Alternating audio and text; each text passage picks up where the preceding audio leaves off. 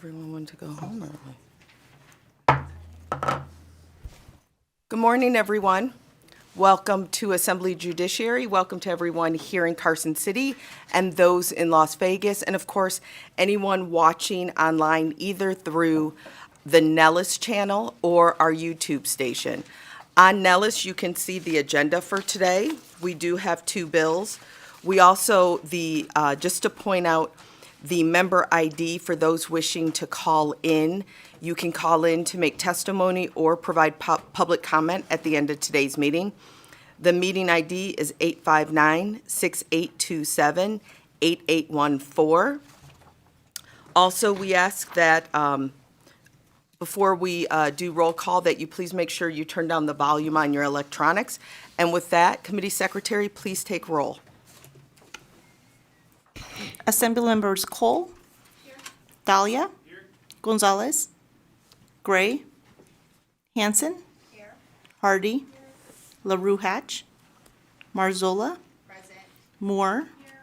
Nadeem. Present. Orenlicker. Here. Roth. Here. Urick. Here. Chair Miller. Here. Please mark Assembly Member Gonzalez absent, excused, and any other members present when they arrive. With that, just a few other reminders that we ask presenters to please keep their presentations to 15 minutes each. We ask those making public comment or testifying on a bill to please keep their comments to 2 minutes each.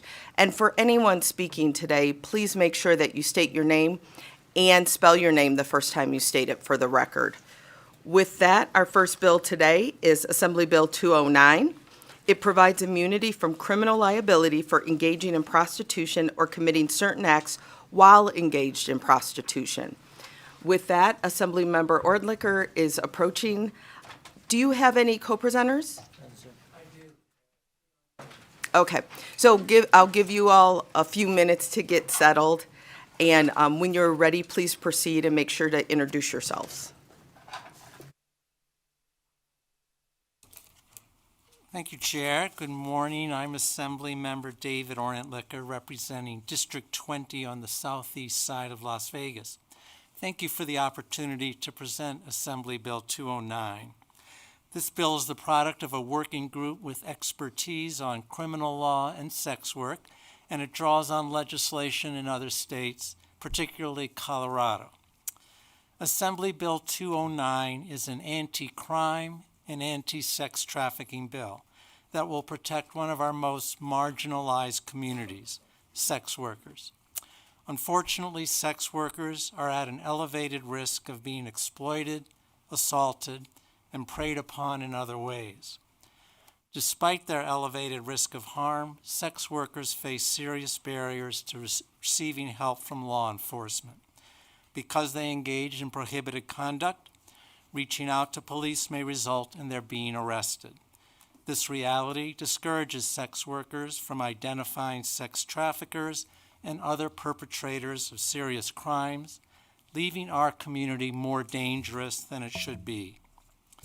Assembly Bill 209 addresses the problem by granting sex workers immunity from prosecution for prostitution, simple drug possession, loitering, and other low-level crimes if the prosecution results from the worker seeking assistance from law enforcement personnel after becoming a victim of or a witness to trafficking, assault, or other serious crimes.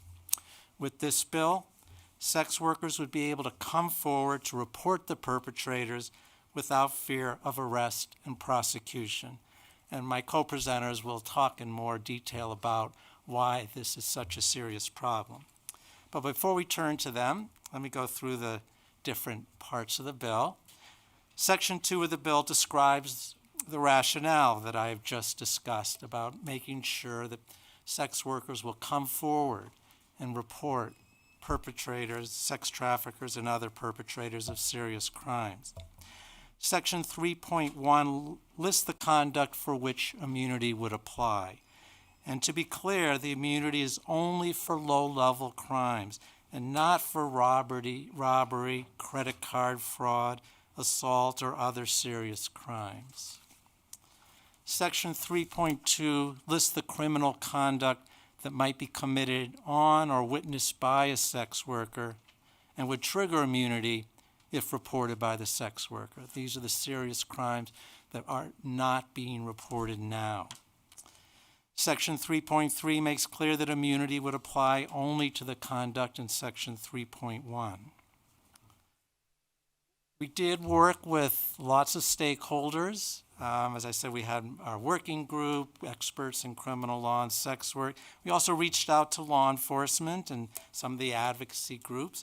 We have not reached common ground yet, but we do have a conceptual amendment in our effort to reach common ground. I hope we get there. I will say that any time you're doing harm reduction, it's controversial. Some people think we just shouldn't do anything that might send a signal of toleration of illegal conduct. But the reality is harm reduction is an essential role if we're going to reduce harm in the community. And whether it's illicit drugs or illicit sex, we need to use all the tools in our toolbox, and harm reduction is an important one in this setting too. So the conceptual amendment has three parts. It will amend Section 3.2b to narrow the application of the bill to situations in which the sex worker contacts police to report a crime. And it will exclude situations in which the sex worker is being investigated or arrested and then responds with a report. We heard concerns about immunity being weaponized. And so if police are targeting or arresting a sex worker, that's not the setting in which this would apply. It's the sex worker has been assaulted or victimized in another way, then they call the police or show up at the police station. That's when this bill would apply. The amendment would also refine the Section 3.1b list of low-level offenses to which immunity would apply. There's some we didn't include, like jaywalking, that we'll add, and so we're refining that list. And third, the amendment will add a new section for data collection and reporting so the impact of the bill can be analyzed. So that's the overview I have. As I said, we have some other members of our working group on Zoom, and I'll turn first to Professor Barbara Brentz, who teaches at the UNLV Department of Sociology and has done some of the most important research on sex work. And please, Professor Brentz, if you will now join us and share your perspective. Thank you very much, David. My name is Barb Brentz. I'm a professor in the sociology department at the University of Nevada, Las Vegas.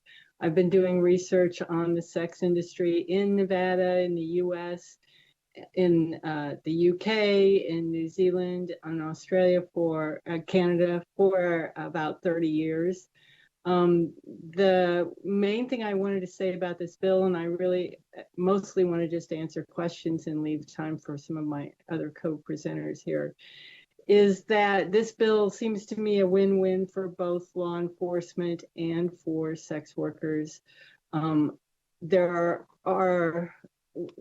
of the studies that we did found that 90+% of sex workers don't trust the police. I know that law enforcement has contact with sex workers, and I know it is their intention that if a sex worker comes to them having experienced assault or some sort of crime, that they would help them, and they do in many cases. The main impact of this bill would be on the thousands of sex workers that they never come into contact with, that don't report crimes that happen to them. The research that we've done shows, like I said, that 90% don't trust the police, and many people in the US, because sex work is criminalized, it would do not go and report crimes. I know we have an interest in dealing with sex trafficking. I know we have an interest in helping individuals who experience sexual assault. I know it's hard enough already for non-sex workers who experience assault to go to the police. What happens for sex workers is far worse because of the stigma that happens to them. So I'm here to answer any questions. I really want to encourage you all. I'm very excited about this bill. I think the ability for sex workers to go and report crimes that happen to them will be life-saving for many sex workers. And I also think that it's going to help law enforcement to get the information they need to deal with other crimes. And I'll turn it over to other speakers. Thank you. Thank you, Professor Brents. Our second expert is Rebecca Cleary, who will give us a national perspective on these kinds of laws. Thank you. Hey, good morning, everyone. I'm Rebecca Cleary. I'm an attorney and expert, especially on immunity laws as they exist around the country. There are 9 places that similar legislation has been passed, starting in around 2016, and then kind of increasing from 2019 to present. There's 4 other states so far this calendar year that have introduced immunity legislation. At least 2 of them, I think, are very likely to pass this year. And the reason why we're seeing an increase in this kind of legislation being introduced and passed around the country is because it's been effective. Unfortunately, it's not something that's easy to provide a lot of data on. One, because the first couple of years in a lot of the states was the early stages of the pandemic, but also because it's hard to get reporting on when a crime is not prosecuted. It's kind of an absence of data. But we have lots of anecdotal stories from everywhere, and also plenty of evidence of what happens when we don't have this kind of harm reductive policy built in. So, for example, one of the, I think, most infamous cases nationally that I think about when I talk about immunity policy is that of the Long Island serial killer. The short version, if you're not familiar, is that there was an active serial killer in around the late 2000s in New York. He was arrested 2 summers ago after being undetected for well over a decade. In the early stages of the investigation, there were sex workers. He was directly targeting sex workers. It's an important detail. And early in the investigation, there were sex workers who had information that would have been helpful to the investigation, and the law enforcement in that county at the time refused to promise them immunity from arrest for prostitution. And what ended up happening was that man was not arrested for 13 years. And he was out in the community. He was continuing to see sex workers who were in danger and perhaps didn't know they were in danger. And so that's arguably probably the most kind of famous recent case of where that would have been helpful. But we've also seen instances where folks have worked on getting immunity bills passed with a particular violent client in mind. And then the moment that that bill was enacted, the advocates were able to go to their community and say, hey, we have this protection for you now. You're able to report this. And it worked virtually immediately. And so I really appreciated the sponsor's introduction of this as a harm reductive measure. That's exactly what it is. Because one, I know it's difficult to acknowledge that there's illegal activity being committed in this scenario. However, when you allow people to come forward and report a crime that they've experienced that is a more violent crime, law enforcement is given a tool to investigate these more violent crimes, these crimes that affect more people in the community. We're talking about sexual assault, we're talking about trafficking, we're talking about murder, versus someone who's engaged in a lower level crime related to their engagement in adult consensual sex work. Overall, it's not just harm reduction, it's not just helpful and creates safety for sex workers. It also, like Barb began to say, really creates this additional tool for law enforcement of getting information for investigations that they otherwise would not have access to because they wouldn't be coming into contact with these people reporting. And I'm also happy to answer questions later. I'm here to do that as well. So thank you all. I'll let our next speaker go ahead. Thank you, Ms. Clary. And our third expert is Amy Marie Merrill, who's director of the Cupcake Girls here in Las Vegas. And Amy Marie, thank you for joining us.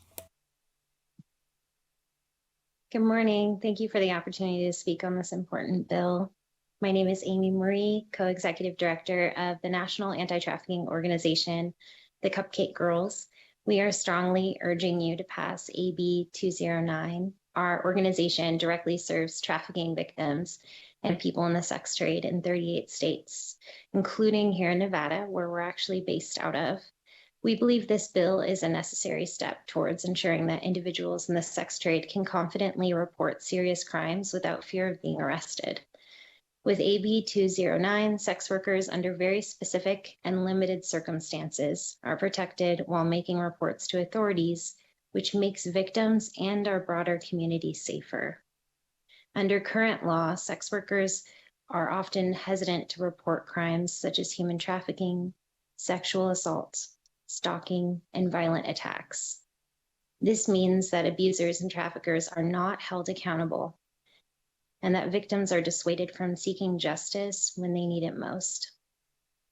Not only would this new law allow people in the sex trade to seek help escaping abuse, but it also means they can feel safer reporting crimes that they've witnessed.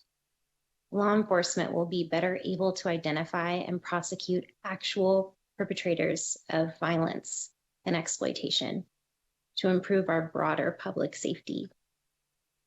Similar to Good Samaritan laws, no one should have to choose between arrest and justice, or even worse, survival and justice.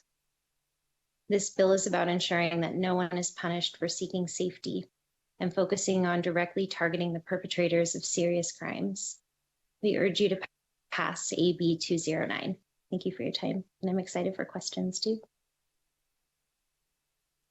Thank you very much, Ms. Merrill, and we're now ready for questions.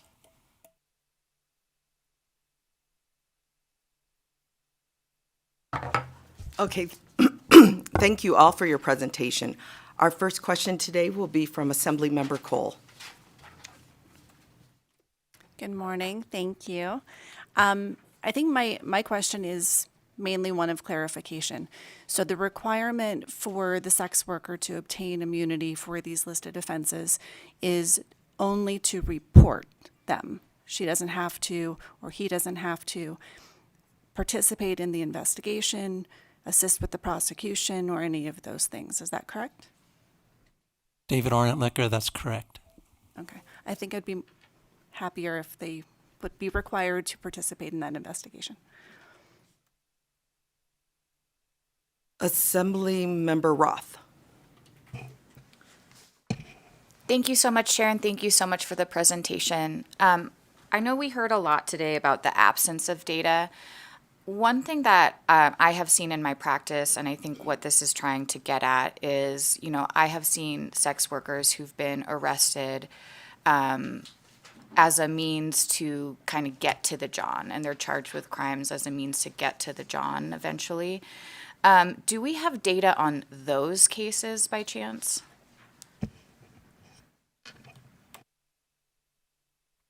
This is Barb Brentz. I can speak to the data part pretty easily. The answer is no, we don't. I sure wish we did.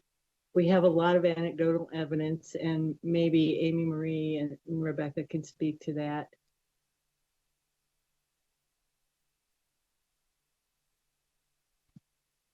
I can speak to the experience of the participants in our programs where these arrests, of the sex workers, and then the sex workers ending up their Johns being able to be prosecuted. What it actually does is it creates an experience where the safer Johns and the people who are more safe for the community to be working with, they are now prosecuted, they're arrested, and they're no longer in the picture. And so what ends up with the participants in our programs, whether through trafficking experiences or through consensual sex work, they're now made to interact with Johns that are much less safe, much more scary. It ends up dissuading the people who are interacting with these folks who are less violent or not violent at all, and then encourages more violent behavior because it pushes it further underground. people, they are going to make sure that they can feed their families, however it is that they need to feed their families. And when they have a pimp, they're going to make sure their pimp is happy, whatever it takes.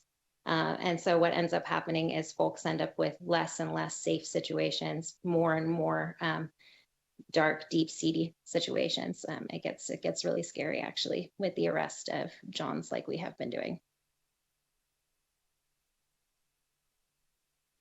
And this is Rebecca Cleary. I'll just quickly just that the purpose of this kind of legislation is it's a really narrow, it just provides a tool for people to report crime, to give that information to law enforcement, to address that crime. It is not intended to create some kind of policy to address prostitution as a whole, whatever the philosophy, whether it's criminalization, whatever the philosophy of addressing the crime of prostitution is, this is almost irrelevant to it. This is just to remove any barriers to reporting crimes, in this case, allowing sex workers to report that crime, and then the crime to be dealt with by law enforcement. It's not really addressing the actual act of sex work.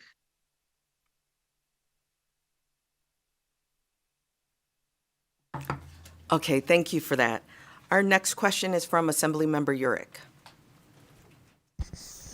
Thank you, Chair. I had one question, but that last comment kind of it ties into my question, and I'm hoping maybe you can help me understand. I was thinking that the intent, as I was reading this proposed legislation, is to encourage sex workers to come forward with information to help them get out of as a survivor in this environment of being sex trafficked or whatever is the concern, and it would be to help encourage them to get out without or being free from concerns about being prosecuted.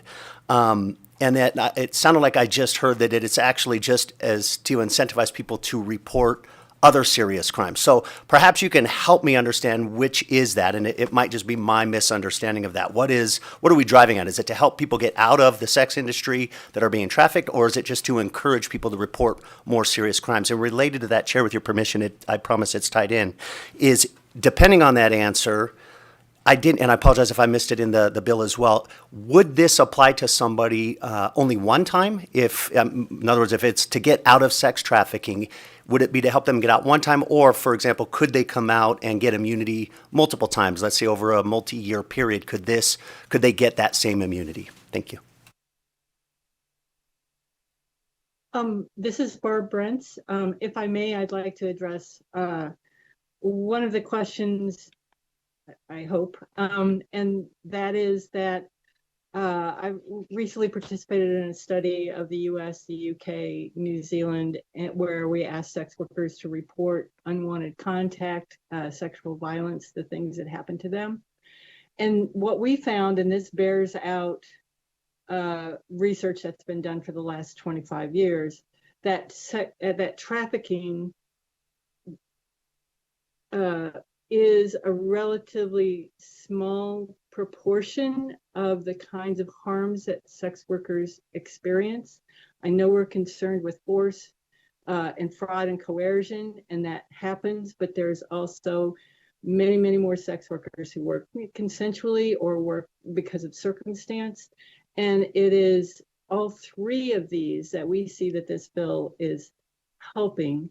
It will help individuals who are experiencing a bad pimp or a coercive pimp, or a pimp that sometimes helps but mostly doesn't, or they want to get out, or they don't want to get out, they just want the violence to stop. It would encourage them and allow for them to go to the police, which they currently don't. Like I said, 90% of sex workers do not trust the police, unfortunately.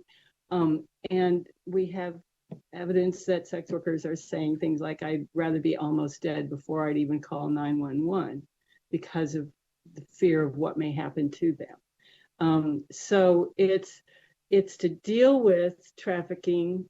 And right now, the only tool, I shouldn't say that it's the only tool, but one of the tools that seems to be talked about a lot is arresting the sex worker in order to protect them. which may work in some cases, but in many cases it's found to be fairly counterproductive. But what's important about this bill, it will help a wide variety of sex workers, including individuals that may even be students from a wide variety of social classes. So that hopefully that helps to answer a part of your question. Can you respond to the question about the immunity? So the second part of the member's question was about the immunity. David Ornlicker, yeah, if, so today we pass it, August 1st, they report, they get immunity. So the immunity is you can't use the report. So yes, and a year later, if they reported and they got assaulted a second time, or now they're reporting a different crime, now they would have immunity. Then you couldn't use that second report to prosecute them. So yes, this is not a one lifetime shot at immunity. Thank you, Chair, for the follow-up. Let me trying to think how I can concisely ask this question.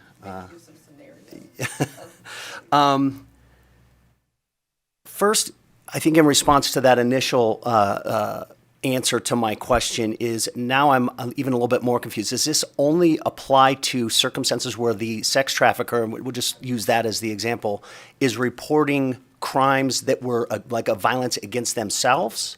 Or would this immunity come if that sex worker and they saw their pimp rob somebody or do something against somebody else? It seems like it would apply under those circumstances. So any report of any of the enumerated crimes there would provide them with that immunity. And therefore, if they saw, for example, they got they were not charged, they were given immunity for reporting a violent crime against another individual, and then 2 years later, they're still involved in sex trafficking and or drug use as one of the illicit crimes, and I understand you're amending that.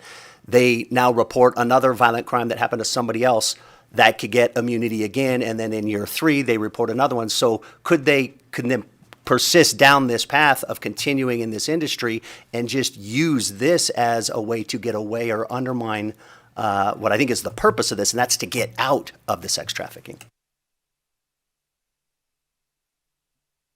So David Ornlicker, I'll start, and then have my colleagues chime in. So yes, it's either if their crime is committed against them, then and they report I was assaulted, or I witnessed this crime committed against somebody else. So it applies to both situations. I'll start, and I think my colleagues will have more to say on this. Your concern about them using this to just continue. Overall, I don't know if anybody does that, but people have different moments when they're ready to change. And if we can facilitate their path to a better position, I think we should, and I think that's what this bill will do. But I think my colleagues will have more to say on that part. Super quickly, I've been working in anti-trafficking since 2006 and with the Cupcake Girls since 2012.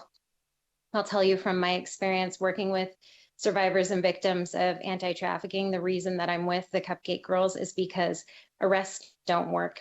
Arrests don't help people stay out of trafficking. In fact, it makes my job so much harder to get them out of a really, really bad situation, because what it does is it increases fines and fees and stigma and oppression.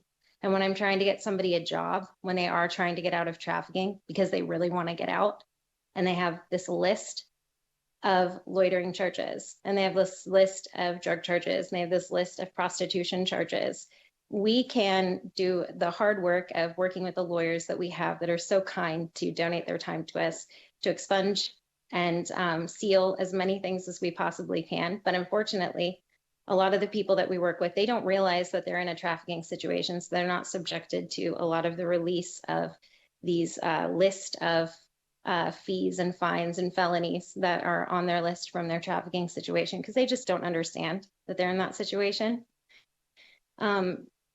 It's really important that you understand it takes a very long time to leave a pimp. The majority of pimps in the United States are actually people's families. So it's their moms, their dads, their sisters, their brothers, their grandmas, their grandpas, and that is very true in the state of Nevada.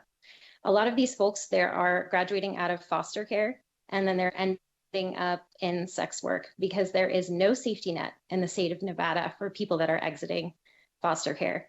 I won't say none. I think Olive Crest does a phenomenal job.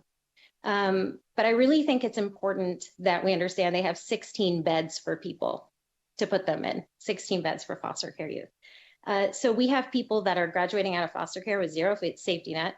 We have people that are in these trafficking situations with their families. They are very, very hard to leave these situations. We are not setting up these people for success.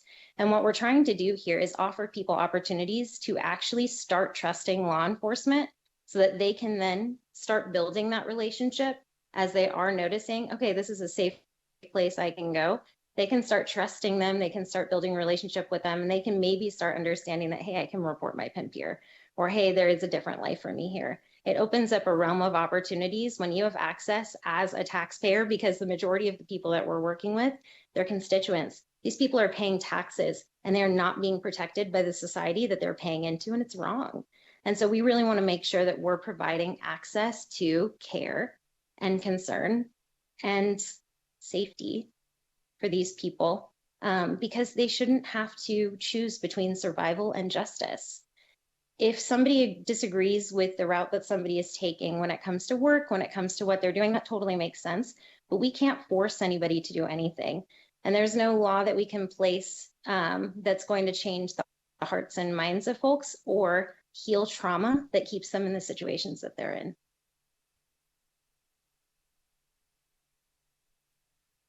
Thank you so much. Our next question is from Assemblywoman LaRue Hatch. Thank you, Chair, and thank you for bringing an important bill. So my question is just about the duration of this immunity. From my reading, you know, if someone calls in and they report a murder and they witness it while engaging in prostitution illegally, they're not going to be arrested because of that act on that day. However, if tomorrow they're out and they're engaging in illegal drug use or prostitution separate from the murder witnessing, they could still be picked up and arrested for that activity under this bill. Is that a correct reading of the bill? David Ornt-Licker, that's correct.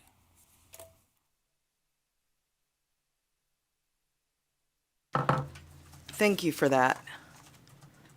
I don't see any other questions at this time, so I'm going to ask mine. And I'm not trying to twist your bill in another direction, but when, you know, we call the same number, 911, and they don't know when we're dialing 911 if I'm dialing for police or for medical or for fire, I'm calling 911, right? And so with that, considering the individual, if the person involved in trafficking, and I also would like to state that, you know, here in Nevada, we are one of the highest states when it comes to trafficking, at least in the United States. We are one of the highest states with that. And also recognizing that there are people that also participate in this work by their full own choice. Either way, we also know that people trafficked or choosing sex work are often victims of crimes themselves.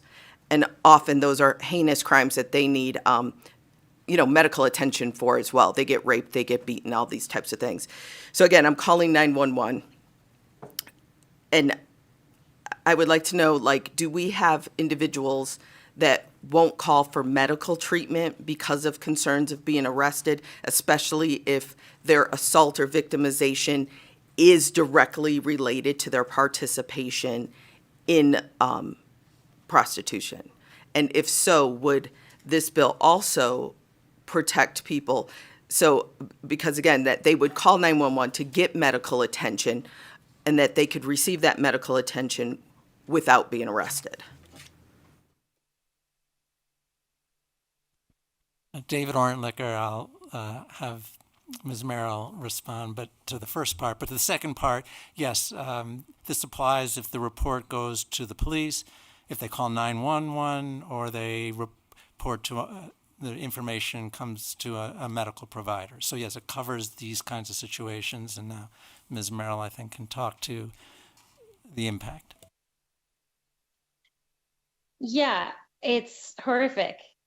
We have people that are in really, really vulnerable situations that are assaulted, they're raped. We have had many of our participants, they were really, really brave and submitted testimony in support of this bill. And I just want to say thank you to them publicly for that. That was really, really scary and really, really hard. And their stories are horrific. We have people that are held at gunpoint. We have people that were sexually assaulted by multiple people. And they don't call for assistance because they understand the consequences of that. A lot of them have experienced those consequences and they're not interested in going down that route again. They can't afford another fine. They can't afford jail time. They have kids they have to pick up from a sitter. They have lives that they have to live. Most of these people are doing sex work as a second job, and they have more 9-to-5 work like the rest of us, square work. And this is something that they're scared to talk about. They're scared for people to know about, and they're scared to receive justice on. They don't call the police when they're in a serious health emergency. They call us, and we're not doctors. And then we have to figure out which nurses on staff at which hospitals that we feel comfortable sending them to so that they won't experience even further trauma and stigma and oppression when they have tears and when they're in extremely scary situations health-wise. It's horrific. And I'm really, really excited and hopeful for the day when that's not the case, and when people who are paying taxes into this system are able to benefit the same way I am when I'm hurt.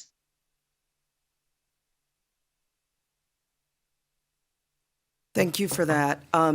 We have a question from Assemblymember Hansen. Thank you, Chair. Whoops, there you are. Sorry about that.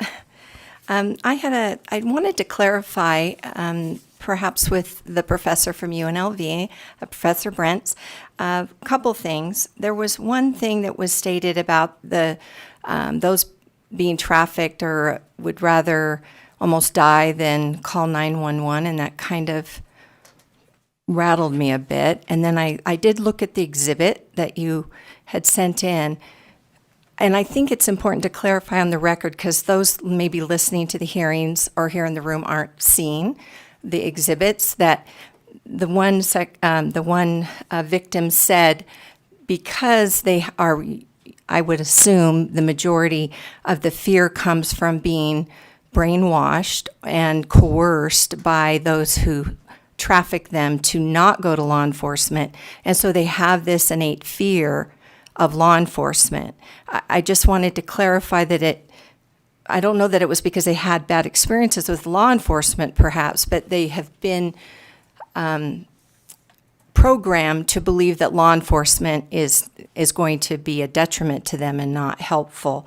And then there was one other thing that you had mentioned, and I want to make sure I heard it right, that the majority are not sex trafficked, but that it's consensual.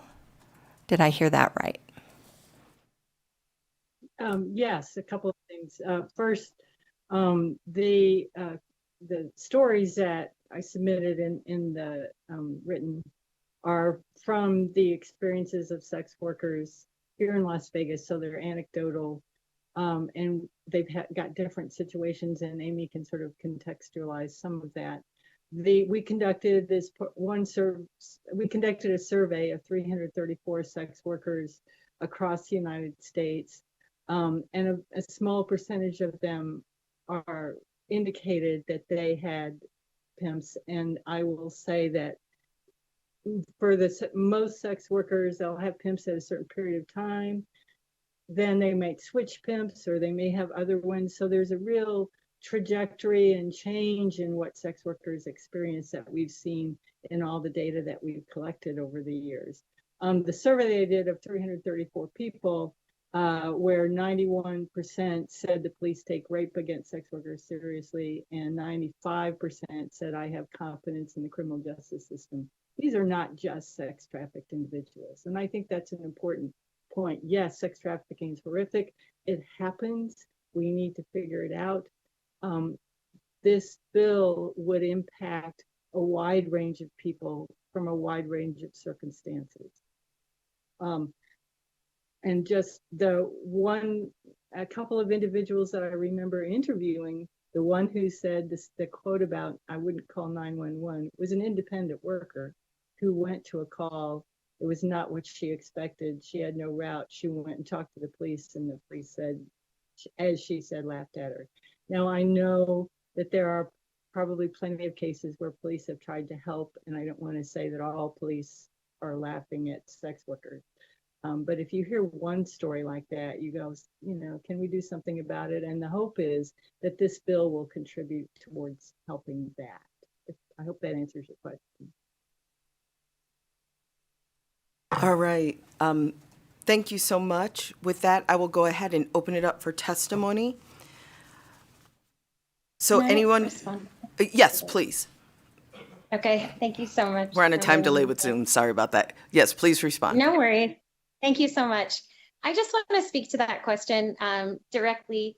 There is a misconception that when people are stating that they are in consensual sex work, that they are in consensual sex work. That's not always the case. We have lots of folks that come to us as an anti-trafficking organization, and they'll be looking through our folders, they'll be looking through our information, and they'll notice things about themselves within our explanation of what trafficking is. And I cannot tell you the amount of times that we will sit across from somebody and they'll say, oh my gosh, that's me. That sounds like what's going on with my mom. That sounds like what's going on with my dad. There's a lot of trauma here. There's a lot of just historical programming that happens where people are not able to self-identify. I also want to make sure that it's clear, yes, Nevada is one of the tops for sex trafficking. We also arrest sex trafficking victims here in the state of Nevada. That's not something that happens in every state nationwide. And that causes a lot of distrust of the police, because if you're going to do that with a victim, what are you going to do with me? We've also had a lot of stories from trafficking survivors of what happens to them during that arrest, about how they're doubted about their victimization, the conversations that they have with police, the things that happen between them and the police that they're scared to come forward about because they're being arrested. So there's a lot of situations, there's a lot of reason that there's mistrust there. And as a government entity, that is serving all tax-paying folks, right? Trying to make sure that we are making sure that those government entities are accessible to all people. And also, this is prevention. This is harm reduction. So when we're talking about the ability for somebody to come forward and report that something's going on that's really violent, that's actually stopping the sex worker from being sex trafficked. And that's really important. That's a really important step. And so we shouldn't just care about somebody because they're in the most horrific situation that we've ever heard of, right? We should really just care about people and make sure that we're offering them opportunities not to get in that situation in the first place. Because once they're in that situation, not only is it going to be horrific for them, but it's also really hard on the rest of us as taxpayers, on the broader community, as we're working to make sure that this person achieves justice, is able to survive, does not experience houselessness, is able to have their children in a healthy place. There's a lot of funding that goes into that. There's a lot of resources that go into that. So I think it's important that we make sure we're taking care of folks before the harm starts, before it gets really bad, and that we're addressing violent criminals, that these people who are the most oppressed in our society, they have access to the information of who the harmful criminals are, so that we're able to take care of them, and really scary people are able to be arrested. Law enforcement's able to take care of the bad guys. Thank you so much. And with that, I will go ahead and open it up for testimony in support of Assembly Bill 209.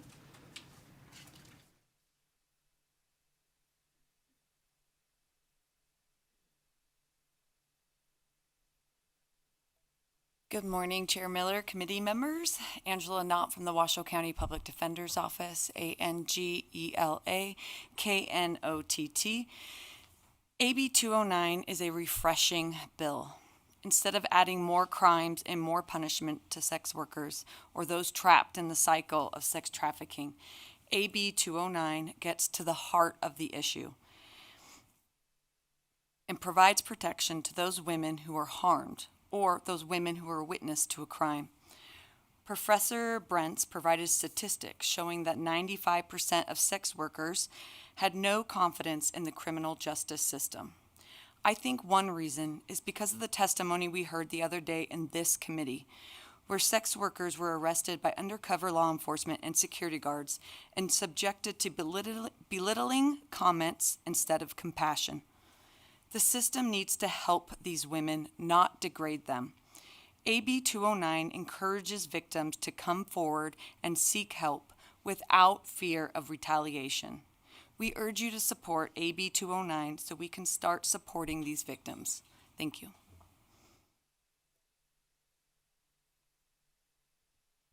Thank you, Chair Miller, members of the committee. Harrison Epstein, I'm a legal extern for the Clark County Public Defender's Office. It's HARRISONEPSTEIN. AB 209 will give limited criminal immunity to sex workers for low-level offenses when reporting violent crimes. The key here is low-level. Whether they are a victim or a witness to a violent crime, many sex workers do not report these incidents to the police because they lack trust in law enforcement, and they're concerned that they themselves will be arrested. This is a smart on-crime approach, prioritizing violent offenses above misdemeanor violations. This bill is focused on these low-level offenses, trespassing and loitering, and it will build trust between sex workers and law enforcement to encourage reporting in the future. This bill will benefit all sex workers, both those working in the industry by choice and those who are victims of sex trafficking. It'll encourage law enforcement to prioritize these violent offenders and human trafficking as a whole here in Nevada. As you've heard already, this is not a catch-all piece of legislation that is giving immunity for everything. It cannot be used as a weapon by abusers or traffickers. This bill is about harm reduction and protecting sex workers who are caught in dangerous situations. We urge you to support victims and to pass AB 209. Thank you.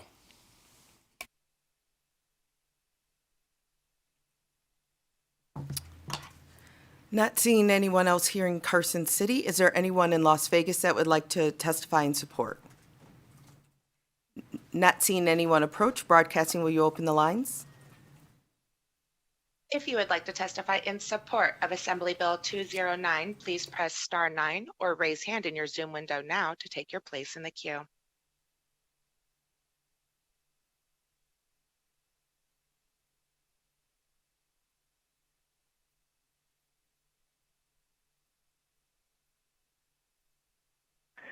Thank you, Chair and committee members. My name is Nick Shepak, Nickshepak. I'm the Nevada State Director of the Fines and Fees Justice Center here in support of this piece of legislation. Sex work is a financial crime, regardless of if the money ends up in the pocket of the worker or a trafficker. As the law currently stands, reporting a crime that requires you to admit that you have engaged in sex work often results in arrest and financial penalties that the individual is unable to afford. Breaking down these barriers to allow individuals to report such crimes will not only help victims and the sex workers themselves, but will also help law enforcement and will create a safer society for everyone. For these reasons, we support this bill and ask you to do the same. Thank you.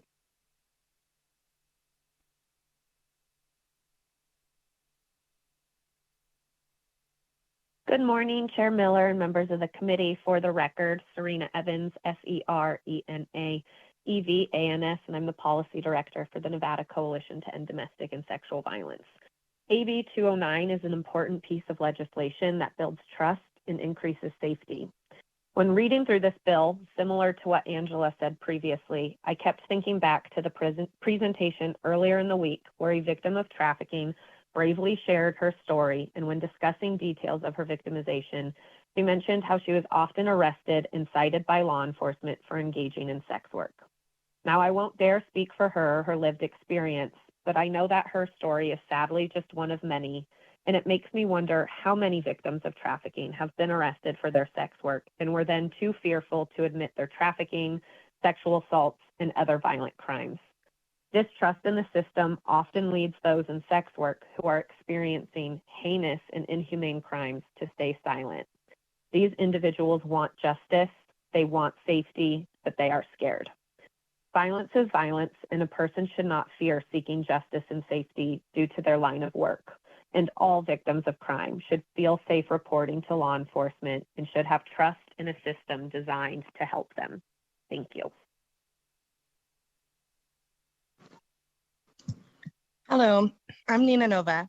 Today I come to speak loudly and proudly as a Nevadan sex worker, or as some may say, a prostitute. Before assumptions of my intellect are made, I'd like you all to know I graduated university, I managed policy campaigns nationwide, etc. I'm here to provide a perspective you might not hear too much of today, that of an actual sex worker, one who was terrified to report a rape that happened on the job because of the fear of criminalization. I firmly support AB 209 as an active sex worker in Nevada, consensual, because I know the chilling effect that the current criminalization of sex work has created in the state when reporting violence committed against us. Despite being the only state with legal prostitution, Nevada experiences the highest arrest rate for prostitution per capita in the nation. Might it be that we strike fear in the hearts of some of our most vulnerable by persecuting them, by scaring off especially consensual sex workers who are the most equipped to identify trafficking? Might we be scaring off a vulnerable population that's been forced into the shadows and as a result is susceptible to higher rates of violent crime? I assume many of you are familiar with porn, but who's all familiar with paid trade collaborations? Paid trades are porn scenes shot between indie producers with a performer who is paid a scene rate. These paid trades, more often than not, happen in private residences. Last year, I took a paid trade. However, during that paid trade, I was raped. I was fearful of so much, being alone with the indie producer and his male friend, not receiving my payment if I spoke up. But more than that, I was disgustingly aware that there felt to be no world in which I could seek safety, justice, or retribution from the state, even if I wanted to. Recently, porn star Lilith Grace filed a police report in Nevada pressing rape charges against her talent agent. Her case was dismissed before her rape kit was even analyzed, and LVMPD detective Jillian Casper dismissed Grace's trauma by telling her she should find another job. Even if we overcome the fear of reporting due to the criminalization of the work that we do and are by the grace of God not arrested, we are always viewed as the architect of our own demise. We are too often assigned to the— Ma'am, Yes. are you still there? Yes. Can you, I need to tell you that your time is up, but you are more than welcome to submit any additional comments that you have in writing. And also, can you spell your name for the record, please? Nina Nova, Ninanova. Thank you so much. And again, if you have additional comments, you're more than welcome to submit them in writing to us or electronically.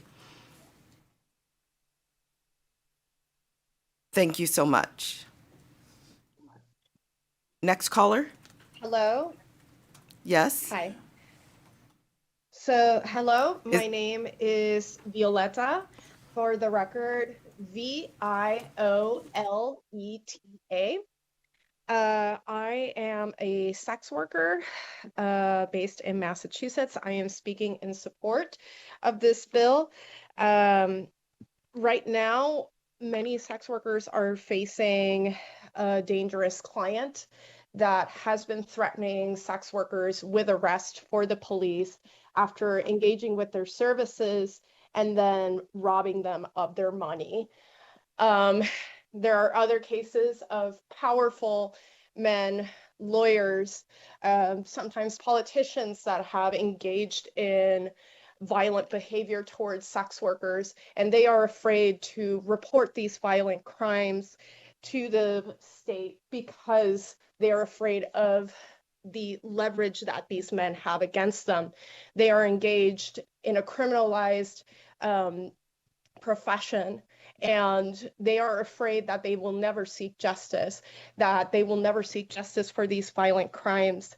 I urge you, legislators and lawmakers, to please pass this bill, criminalizing workers, criminalizing even trafficking victims, and arresting them and putting a record on them is not going to help them leave the trade. It's not going to help them in any way, shape, or form.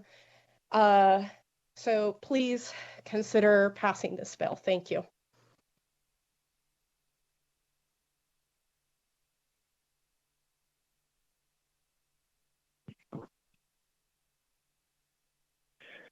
Hello, my name is Mary Carroll. That's MaryCarol. I am also calling in from Massachusetts today, and thank you very much for listening. I am strongly supporting the Bill 209. Currently, I'm one of the co-chairs of the Boston Sex Workers and Allies Collective. We are a worker-led organization that is also an anti-trafficking organization. We care deeply about people who have been survivors of trafficking, as well as consensual adult sex workers. Sometimes those people are the same people and have experienced both those situations. I want to reiterate that it's important not to conflate sex work with trafficking, that some people do enter sex work as a consensual, chosen job, and that not all sex work is illegal. But all sex workers and trafficking survivors face a great deal of stigma, which complicates their relationships with law enforcement a great deal. Here in Boston, as my colleague Violetta said, for 2 years, we've tracked a very violent and increasingly violent client. There are more than 30 reports about him. Nobody will report to the police because they fear for themselves, but we track that through our own networks. And just in the last couple of days, we have had 2 more clients reported to our network that are treating workers in violent ways, despite the fact that we know their legal name, where they work, their address, and their phone number.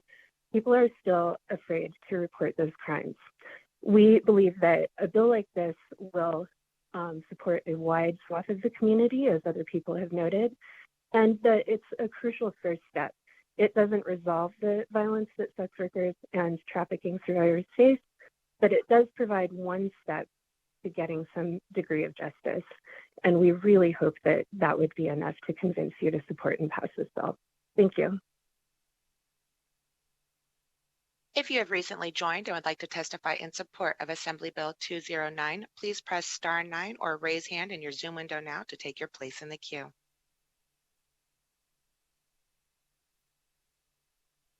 Chair, there are no other callers wishing to testify in support at this time. Thank you so much for that. Is there anyone here in Carson City that would like to testify in opposition?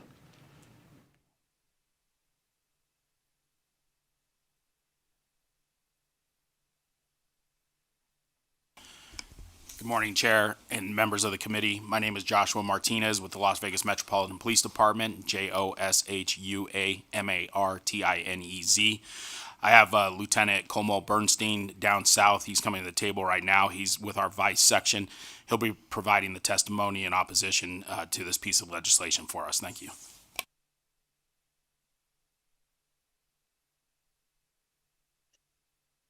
Good morning. My name is Jesse Como Bernstein. The last name is KOMMEL-BERNSTEIN.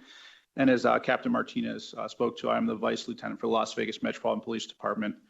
At our Vice section, we conduct victim-centered investigations, and we do not arrest victims of crimes such as sexual assault or trafficking. We work with our advocates to ensure our victims receive immediate services. That comes by way of the Southern Nevada Human Trafficking Task Force, which is made up of non-governmental and governmental organizations with experience in the trafficking space.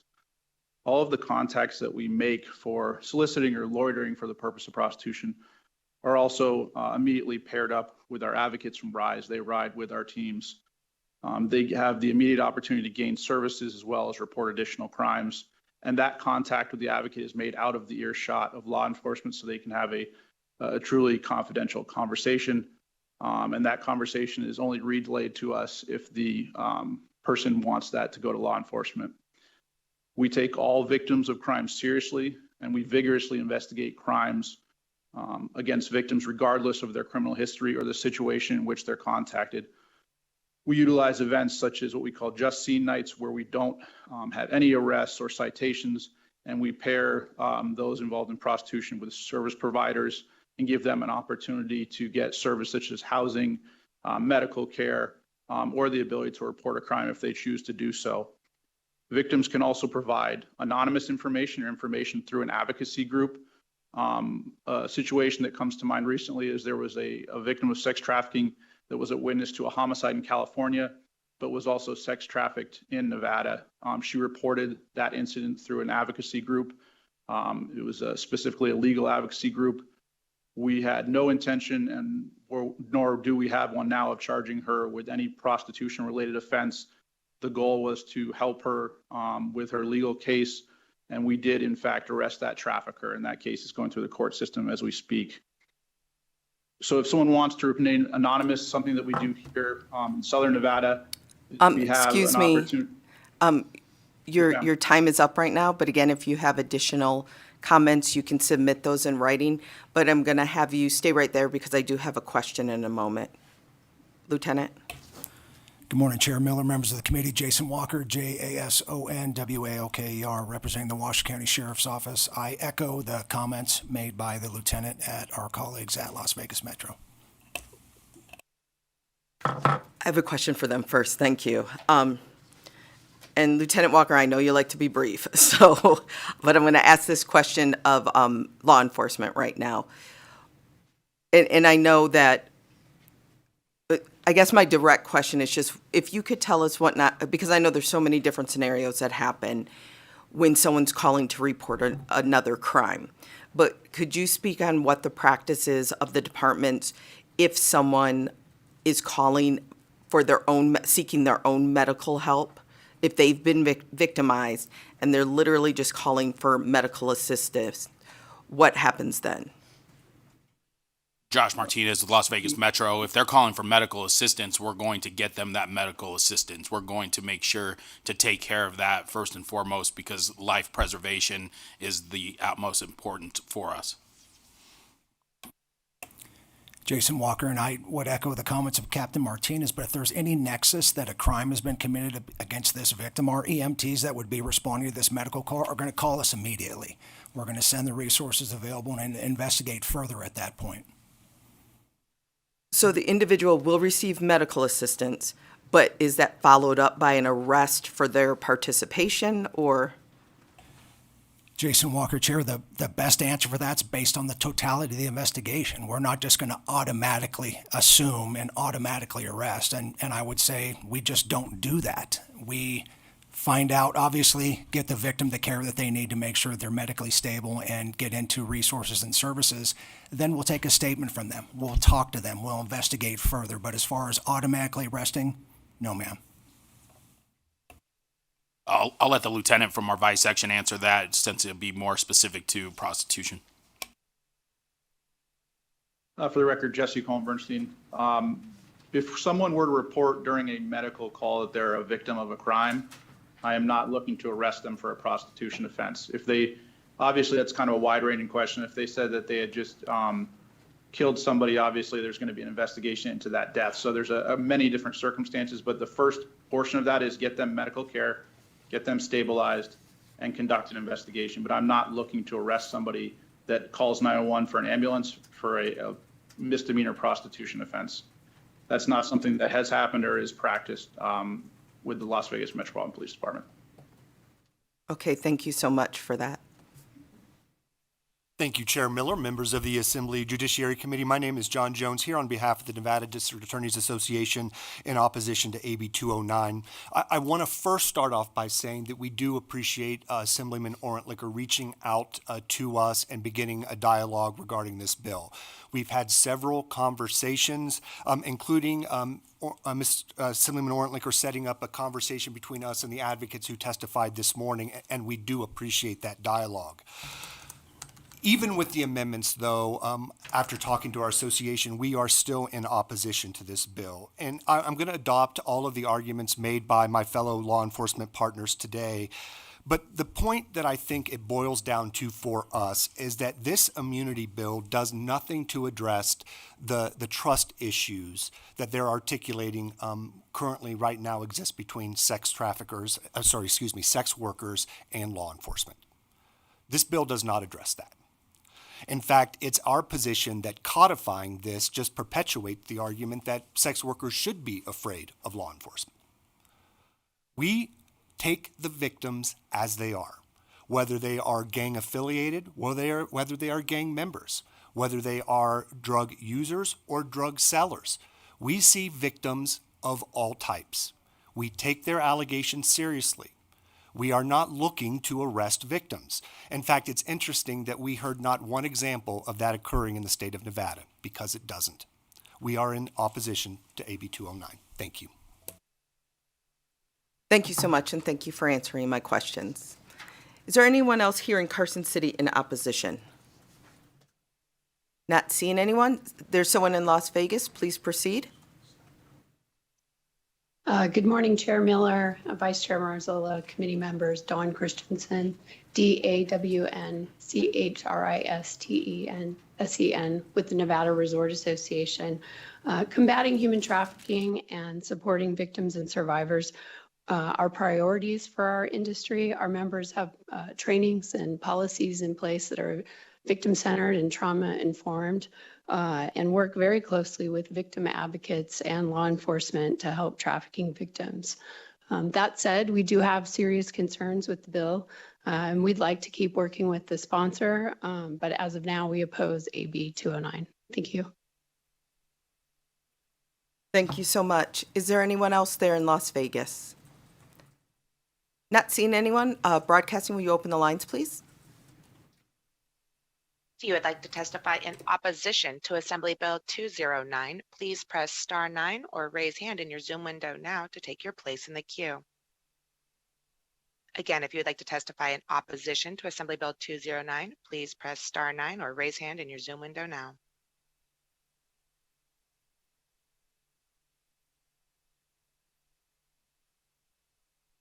Good morning, members of the committee. Matthew Winterhawk, Winterhawk for the record.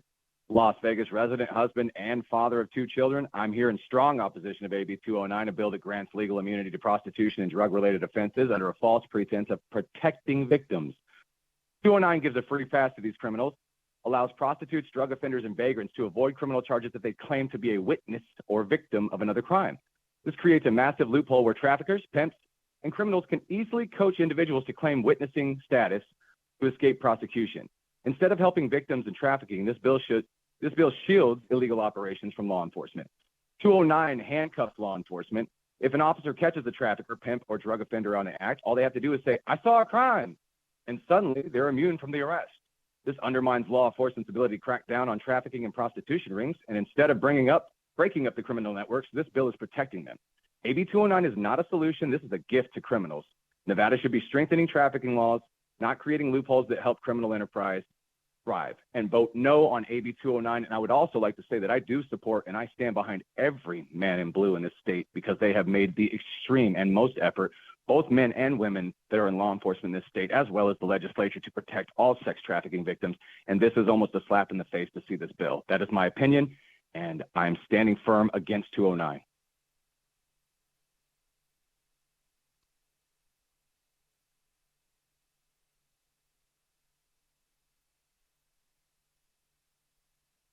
Good morning, Madam Chair, members of the committee. My name is Jason, Jason Woodard, Woodard, representing Nevada Sheriffs and Chiefs Association. We are in opposition, along with our law enforcement partners, of AB 209 and do not believe that it will further assist us in combating human trafficking, prostitution, and crimes related thereto. Thank you.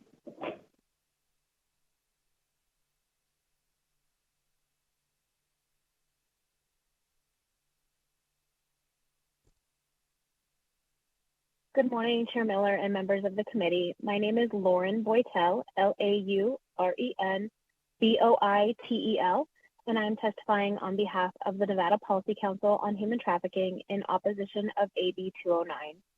We are a diverse coalition of stakeholders committed to advocating for policies that protect victims, reduce exploitation, and eliminate human trafficking in Nevada.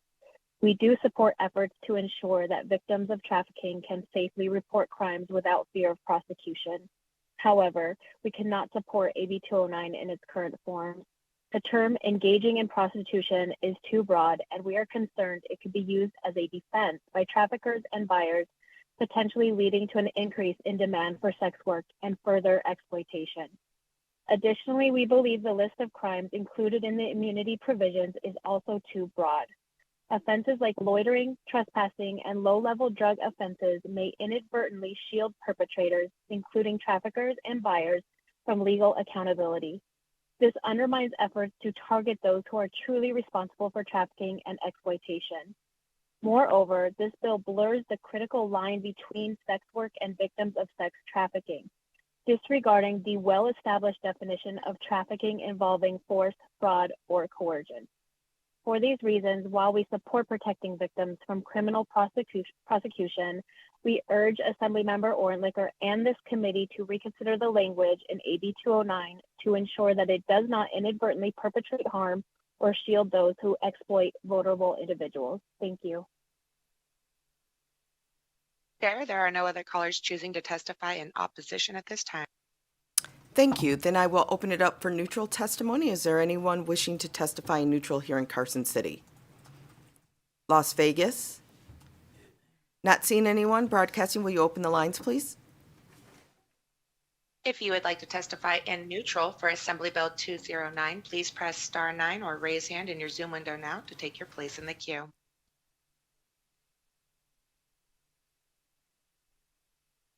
Chair, there are no callers choosing to testify in neutral at this time. Thank you. Then I will invite the Assembly member up for any final remarks.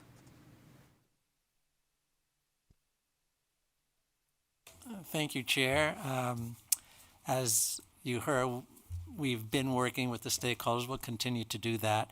I'm glad that Metro has the policies that they do have.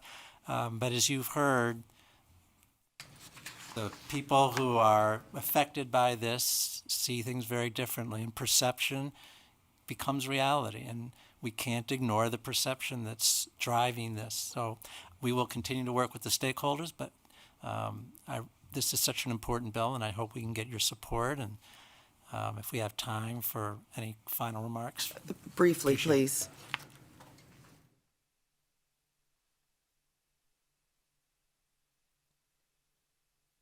Hello, this is Rebecca Theory. I'm just going to briefly address a few pieces of testimony that I think misinterpreted the bill language.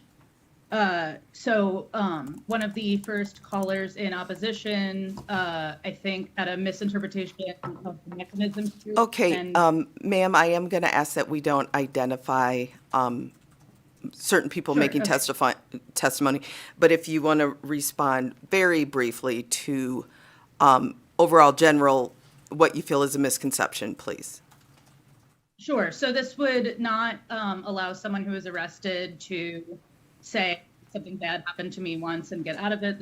This would apply to, and I believe the sponsor is working on even narrowing the language to ensure that this would only apply to someone reporting something that just happened. So not after arrest, prior to arrest, or not arrested, just responding to an emergency.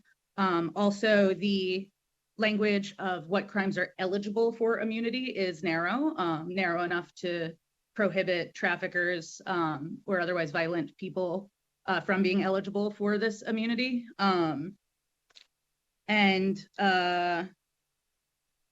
are just my two clarifications, and just one more quick point. The arrest to rescue model, I don't need to state my opinions on that. However, the risk of arrest, even if it ends in being referred to services, it can interrupt someone's existence and the collateral consequences last. And so that's what will, people will be reluctant to report because of that fear, regardless of what the outcome is of the arrest. That's why this exists, right? Is so that we have one less barrier to reporting. Thank you for your time again. Thank you so much. And with that, I will go ahead and close the hearing on Assembly Bill 209. Thanks. Our next hearing today is Assembly Bill 151, which revises provisions relating to the crime of solicitation of prostitution. So I will go ahead and open that hearing up and give our member a few moments to get settled.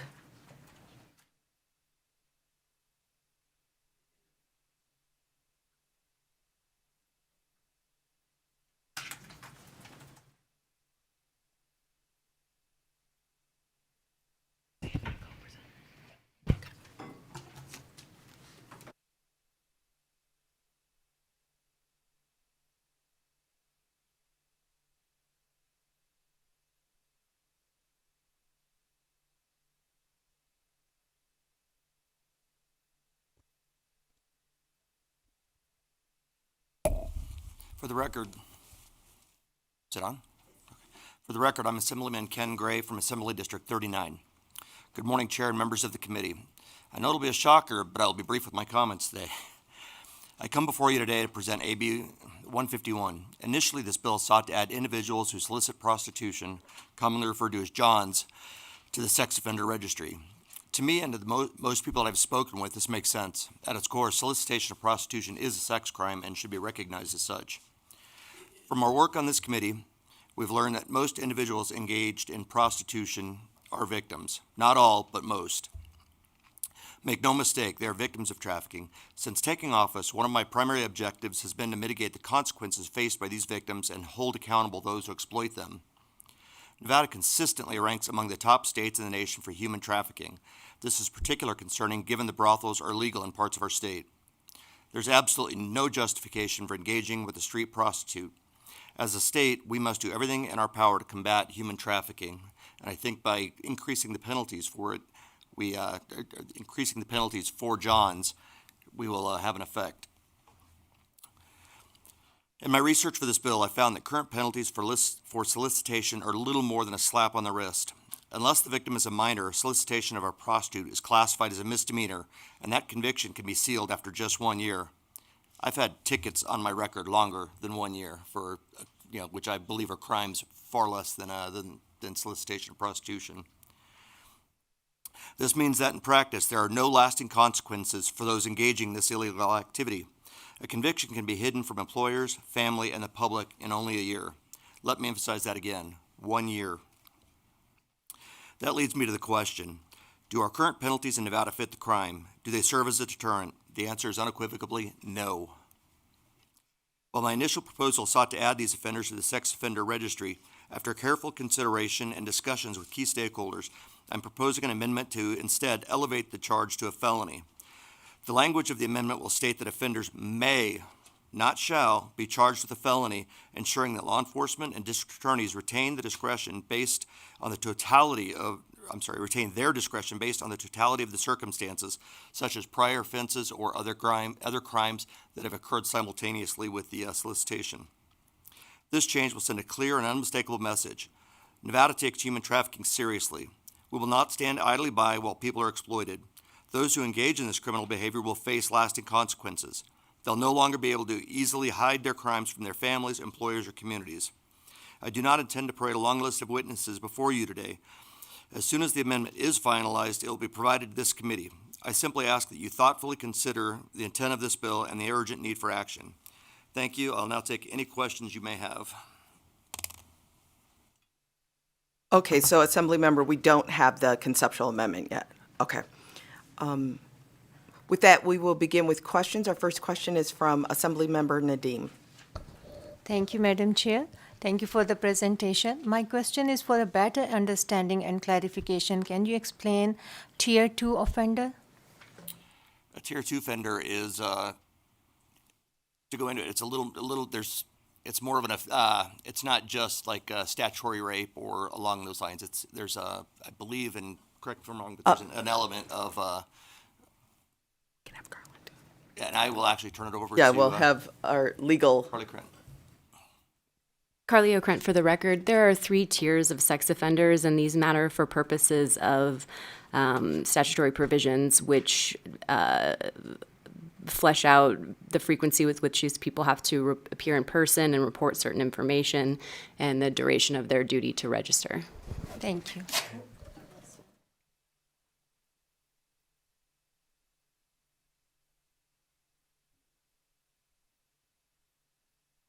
Our next question is from Assemblymember Roth.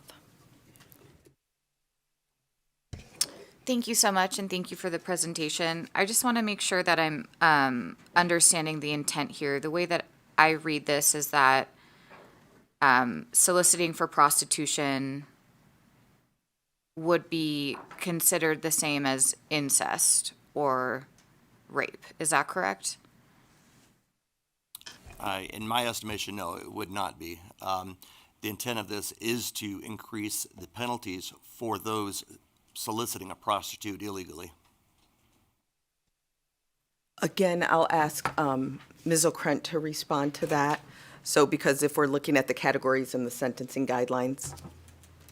Carly O'Krent, for the record, Assemblymember Roth, that is correct, although I'm not sure what that would look like under the Assemblymember's proposed conceptual amendment.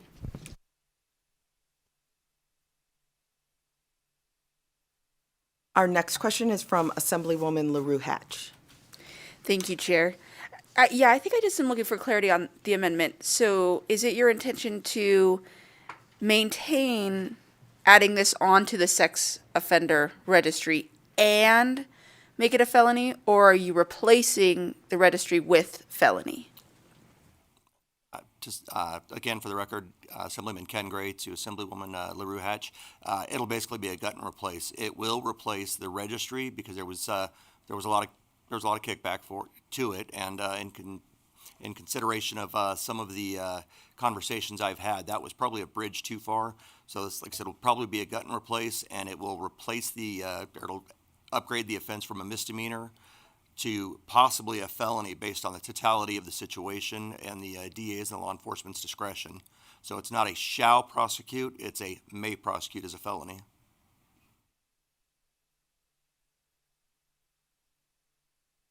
Thank you so much. And this may be a question for legal. Is it common for us to say may prosecute as a felony? Is having that discretion something that we have elsewhere in statute? Ms. O'Krent, please.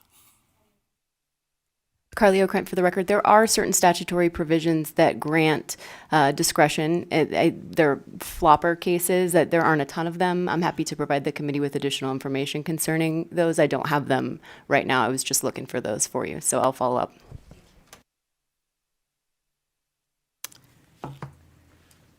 Thank you so much. Not seeing, Assemblymember Urick has a question. Thank you for the question, and thank you for the presentation as well. My question is actually following up on my colleague's question down there about the discretion, right, that would be afforded to law enforcement. It's somewhat unusual to give law enforcement just broad discretion to charge as a misdemeanor or a felony.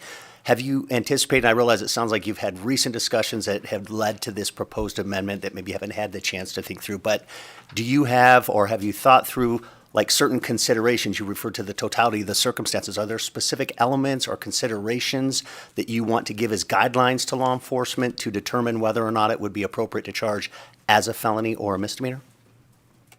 Thank you, Assemblyman Urick. Again, for the record, Assemblyman Ken Gray. Actually, there was a good example that was brought to me by law enforcement. They had one individual in one night during a sting operation who was arrested 3 times.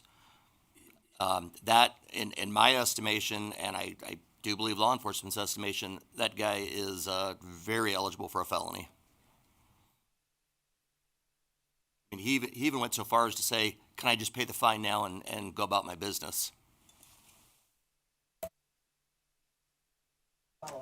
Okay, thank you for the follow-up, Chair. And so in that example, one night getting those, that wouldn't be, for example, like a DUI or a domestic battery where a certain number of convictions, like the third conviction with a certain statutory period would lead to a felony. You're specifically just talking about in one night, 3 arrests could lead to that? Assemblyman Gray, for the record again, no, there are others. If they, I'm not in law enforcement. I'm not sure if they have immediate access to prior convictions. But yes, I think that should be a primary factor in deciding how to charge if they have prior convictions. If it was in conjunction with another crime, say it was an assault, and they found out that there was, a solicitation going on, or the John was robbed, setting up the foundation for another crime, even though he didn't commit that other crime, still set that foundation up for it. I still think he should be charged at that level. All right. Thank you so much for that. And Ms. O'Krent is prepared to respond to the previous question. Carly O'Krent for the record. I apologize, it's not a flopper, it's a wobbler. Not that that matters a ton, but it's NRS 193.153. So it's attempts at committing crimes are wobblers. Thank you. And with that, we have a question from Assemblymember Roth. Thank you, Chair. And thank you. I just want to make sure that I'm fully understanding how this bill will work with the conceptual amendment. Because it seems like the intent is, or what the issue you're trying to get at is that right now, Johns are being ticketed or given fines only for engaging or solicitation. But it seems like it's a big jump from that to potential felony and sex registration. So has there been any consideration for changing the misdemeanor penalties, right? Like when we look at DUIs, you have to take classes, you have to engage in certain things for the court. So the responsibility upon the person is greater. But it just, to me, is a big leap from a fine to a felony, potential prison time, sex registration. Again, for the record, Assemblyman Ken Gray. I do not disagree with you, Assemblymember Roth, and that was in the conversation, that was one of the things that were pointed out. Again, I fall back on that, the registry is going to be done away with. However, at its very essence, solicitation of prostitution is a sex crime. It's against the law. You're buying somebody's body. Personally, I'd still like to see the registry, but it's a bridge too far. So I did back up quite a bit, and we're now going to give, hopefully, law enforcement the opportunity, again, based on the totality of the situation, the ability to charge, to arrest them with the felony or for the felony. Ultimately, it'll be up to the DA, but so it's nothing is set in stone. But I honestly believe it will make people think 2 and 3 times that before they go out and engage in this activity, that they may wind up with something permanently on their record.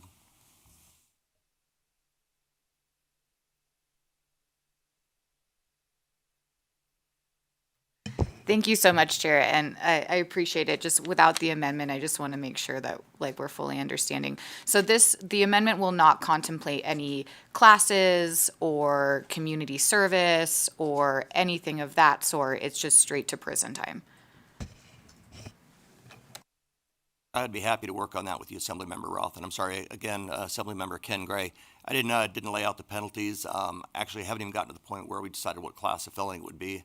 I think all those actually would be great ideas. I don't like the idea of taking somebody and sending them directly to prison for the first time, but a much heavier fine, longer term of probation, and the inability to have it taken off their record after a year is really what I'm looking at. I don't want to ruin somebody's life, but at the same time, I don't want them to be able to just walk away from it with their hands clean after 12 months. Thank you so much. And with that, we will go ahead and open it up for testimony on Assembly Bill 151. So anyone here in Carson City wishing to testify on Assembly Bill 151? We're opening up for testimony in support. Not seeing anyone here in Carson City. Is there anyone in Las Vegas? Not seeing anyone approach. Broadcasting, will you open the lines, please? If you would like to testify in support of Assembly Bill 151, please press star 9 or raise hand in your Zoom window now to take your place in the queue. Again, if you would like to testify in support of Assembly Bill 151, please press star 9 or raise hand in your Zoom window now.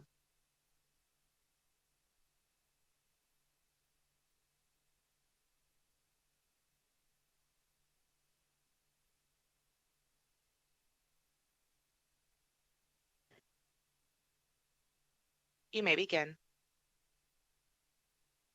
This is Teresa Benitez Thompson, Chief of Staff to Attorney General Ford, TERESA BENITEZ, ISNTHOMPSON. Just want to put on the record support for working with Assemblyman Gray on this piece of legislation. He reached out to us with his thoughts that there could be more in terms of justice to be done around this area. We know it's an important topic of conversation. We see it as fitting in within one of AG Ford's 5 Cs, which is criminal justice and reform. And if there's a reform aspect that can be considered that brings more justice, then it's something we're willing to be part of in terms of a conversation. We look forward to working with him and being part of the working group moving forward to discuss this piece of law.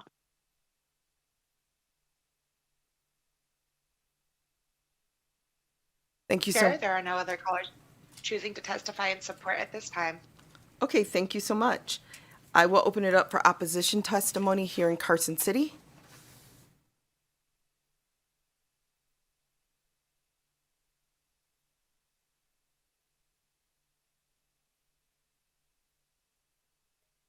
Good morning, Chair Miller and members of the Assembly Judiciary. Paloma Guerrero, P-A-L-O-M-A-G-U-E-R-E-R-O, on behalf of the Clark County Public Defender's Office. Really want to thank Assemblymember Gray for all of the time and conversations that we've had around this bill.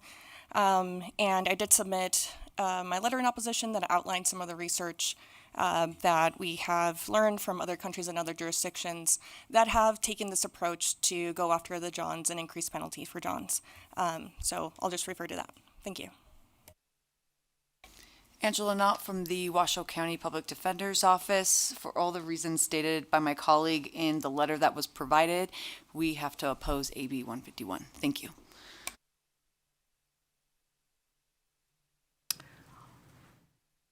Not seeing anyone else here in Carson City. Is there anyone there in Las Vegas that would like to testify in opposition? Not seeing any. Broadcasting, will you open the lines, please? If you would like to testify in opposition to Assembly Bill 151, please press star 9 or raise hand in your Zoom window now to take your place in the queue.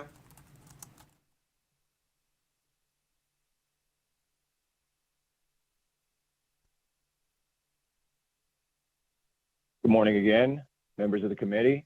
Matthew Winterhawk, Winterhawk for the record, father, husband, Las Vegas resident. I'm in strong opposition to AB 151. I hear it's a conceptual amendment as well, so I can't speak on that. I can speak on the way I read it as it was written. This is a bill that weakens protections against those who are soliciting children for prostitution. 151 lowers penalties for child solicitation, reduces the classification of soliciting a minor from Tier 3 to Tier 2, which means offenders will no longer face lifetime sex offender registration, opens the door for these predators to petition for early removal from the registry, giving them the ability to re-enter society with fewer restrictions. Instead of increasing penalties for these criminals, 151 will create a legal loophole to lessen consequences for those who prey on minors. Now, why are we making this easier for predators? Soliciting a child should be treated as one of the worst heinous crimes, yet AB 151 softens the penalties instead of strengthening them. The bill does nothing to help the victim of child exploitation. Instead, it prioritizes the right of the offenders over the safety of Nevada's children. Who benefits from this? Certainly not the families who are fighting to keep predators off the street. And I staunchly urge them to reject any of this AB 151 until it is clear what the goal of this bill is. And if anything, I would say increase the penalties and make sure everyone knows exactly who these people are, never give an attempt to then remove themselves from a registry. That is insanity to me. Vote no on 151.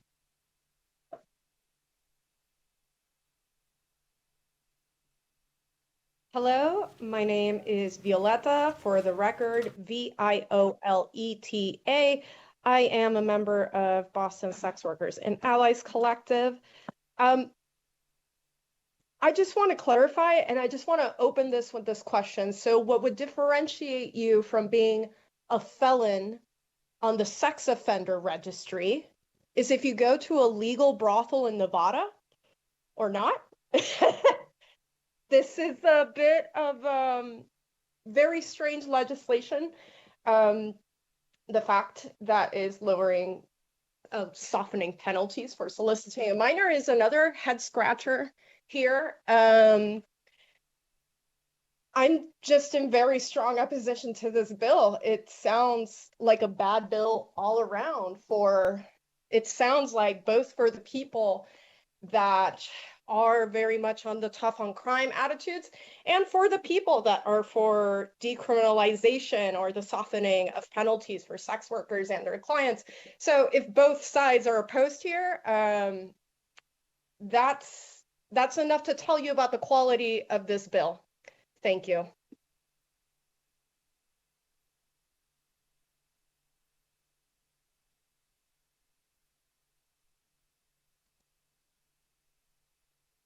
Hi, thank you. My name is Barb Brent, B-R-E-N-T-S. I'm a professor in the sociology department at the University of Nevada, Las Vegas.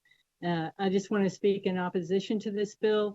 The research that has been done on efforts to increase penalties against clients generally has found that they do much more harm than good by driving the industry underground, making it harder for sex workers to deal with the violence and protect themselves, and harder for law enforcement to catch the bad guys. I also want to add that as a researcher, I have the privilege of being able to look at a broader population, not just people that are interacting with law enforcement, but also people outside of that. And we've done surveys on surveys on clients of sex workers. I just want to say that they are also, they fall at two ends. There are younger people that are clients of sex workers briefly who check it out. And then there are individuals who are older, whose wives may have passed away, or they're sick, or they're divorced, who have no other means of accessing interaction and connection and romance or whatever they may say. So I just want to urge you to think broadly about who clients of sex workers are and what the harms in this are and how this bill may or may not make some of these things better or worse. Thank you for letting me speak. Bye. Chair, there are no other callers to testify in opposition at this time. Thank you so much. Then I will open it up for neutral testimony beginning here in Carson City.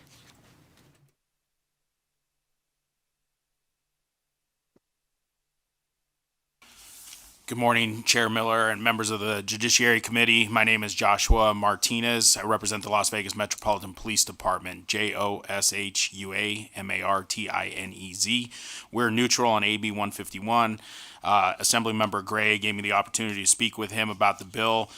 We understand the concept of it, of trying to target the purchasers of sex workers, and you know, based off of previous testimony on other legislation within the building, I understand that we're all trying to get to a point where we curve this problem and kind of put some penalties in place for what we refer to as the Johns. We look forward to continuing to work with the Assembly member. Thank you for your time. Good morning, Chair Miller, members of the committee. Jason Walker, JASON-WALKER, representing the Washoe County Sheriff's Office. Thank you, Assemblyman Gray, for bringing Assembly Bill 151 forward, although at this time I'm testifying in neutral. Looking forward to an amendment and hopefully better my position.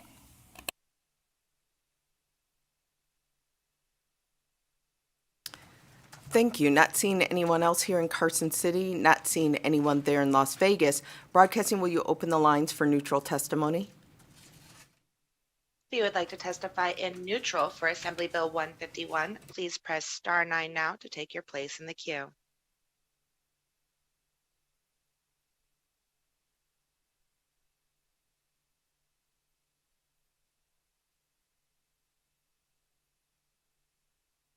Follow with the last 3 digits, 938. Please press star 6 to unmute your phone. You may begin. Good morning, Chair and members of the committee. Jason, Jason Woodard, Woodard, Nevada Sheriffs and Chiefs Association. I'd like to express my appreciation for Assemblymember Gray and bringing this legislation forward. However, we are currently neutral on this current proposal until some amendments can be made and we can further clarify the language. We recognize that this is a problem that needs to be addressed from all sides and believe that Assemblymember Gray has identified an area where there is additional work to be done, and we appreciate his efforts. Thank you. Chair, there are no other callers choosing to testify in neutral at this time. Thank you so much. Then I will welcome the sponsor up for any final remarks.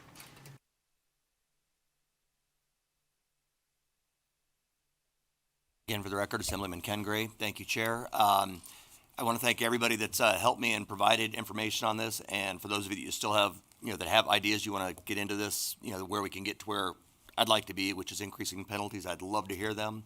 I do want to address a couple of the comments real quick with the draft. The draft was extremely confusing. It's one of those bills that, I had to sit down with legal and have them walk me through it because it came back looking like nothing I had submitted. I mean, I actually asked them if they had gotten mine confused with somebody else. They walked me through it, explained that those are just the chapters that had to be touched on. So I do want to make it very clear, this bill did nothing to lessen the penalties for, as written, did nothing to address the penalties for child solicitation or child molestation, any of those.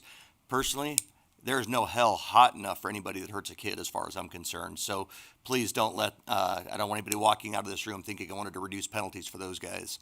As far as the comment about, prostitution being legal in Nevada and the only difference is, if you buy it on the street, well, I got news for you. If you take your race car to the racetrack, it's legal there, but the minute you try and do it down the strip, you're going to go to jail if you're doing the same speeds. So it's you're comparing apples to oranges. But with that being said, thank you guys very, very much. Please, if you have an idea or something to go into the amendment, do not hesitate to reach out. I think I've proven that I've been very willing to work with all the interested parties. Thank you. Thank you so much. And with that, I will go ahead and close the hearing on Assembly Bill 151. Next, we have public comment. So if there's anyone here in Carson City wishing to make public comment, not seeing anyone here or in Las Vegas, broadcasting, will you open the lines, please? If you would like to provide public comment, please press star 9 or raise hand in your Zoom window now to take your place in the queue. Again, if you would like to provide public comment, please press star 9 or raise hand in your Zoom window now.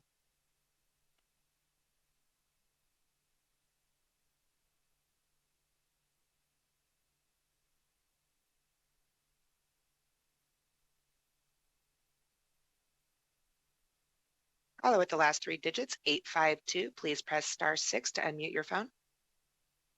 You may begin. This is Matthew Winterhawk, once again, Las Vegas resident, WINTERHAWK for the record. I just wanted to thank the committee for going over this today and giving us this public light as well for this bill. And Gray, I can see on the face that the struggle as well with delivering the bill today and then allowing the amendment. I do see that there is efforts to increase the criminality against that, and that makes me extremely happy as a father, parent, and a resident of Las Vegas and a Nevada constituent. But I'd like to see more of this moving forward and a little more clarity. So I'm extremely happy today to be able to participate in this. Thank you so much, guys. There are no other callers choosing to provide public comment at this time. Thank you so much. Then I will go ahead and close public comment. That concludes our work for today. So I think we're agendized for 7 a.m. Maybe that's 9 a.m. on Monday. So I'll see you all back at 9 a.m. Monday morning. Have a great weekend.